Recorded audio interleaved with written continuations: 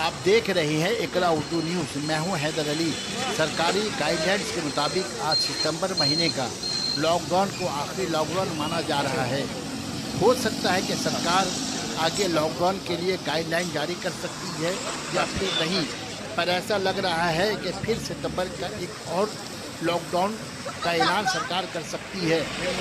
शुमाली 24 परगना का बैरकपुर चिड़िया मोड़ की सड़कें लॉकडाउन के दौरान सुनसान व वीरान नजर आ रही है।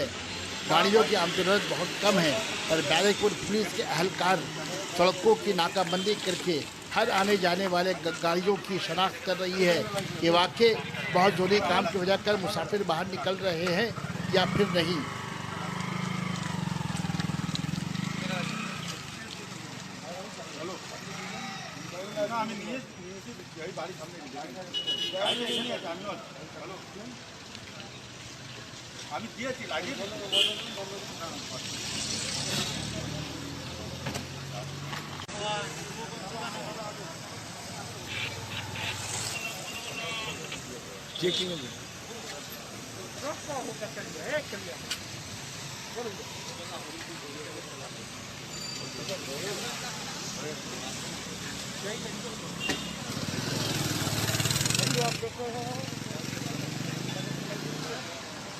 थोड़ा बहुत